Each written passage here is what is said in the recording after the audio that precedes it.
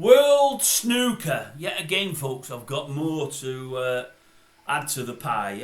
Reading more today, and I'm thinking to myself, you know the problem at this moment in time? You've got two figures within World Snooker. One is Barry Hearn, and the other's Ronnie O'Sullivan. They normally poles apart, and they're normally at each other all the time. But the problems are thus. The problem with Barry Hearn is, do you know what the problem with Barry Hearn is? I'll tell you now. It's all about Barry Hearn. And when it's not, it's about Matchroom. Now with Ronnie, do you know what the problem is with Ronnie? It's definitely all about Ronnie.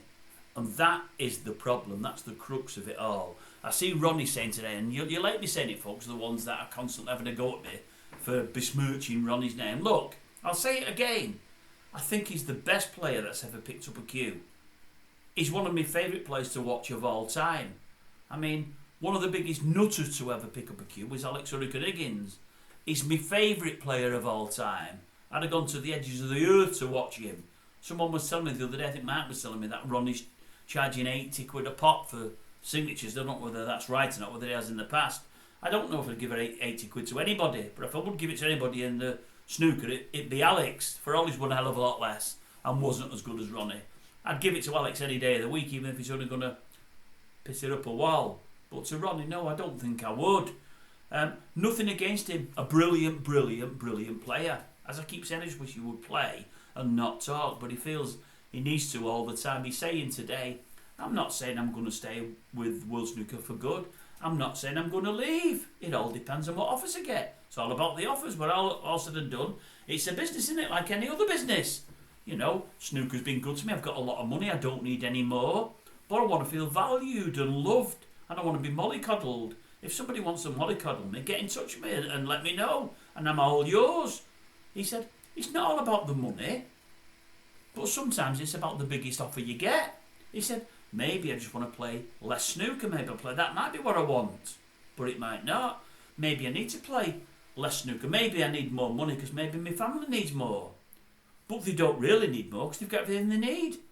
Maybe I need to play less snooker so they can see more of me.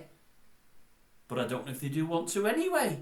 And I'm thinking, what on earth are you talking about? He's just going, he's opening one door, then closing it, opening a door, closing it. Everything he's saying, he's then refuting 2 minutes later. And I'm thinking, what are you going on about, man? You know, that is the big problem.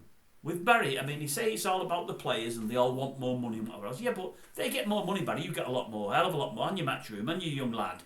You know, and it's always been about you.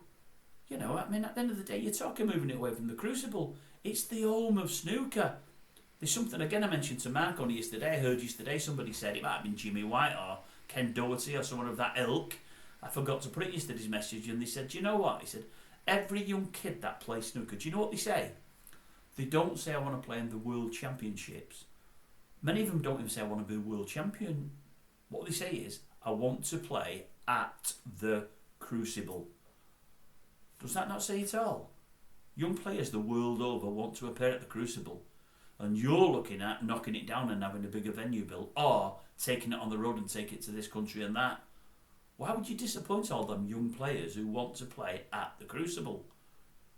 Money, money, money, as Abba once said. And Ronnie's just the same, and it's just a shame.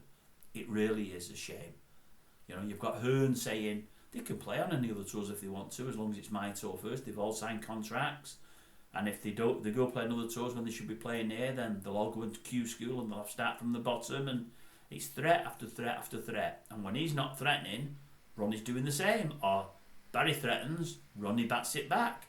Ronnie threatens, Barry bats it back. It's all about the Barry and Ronnie show.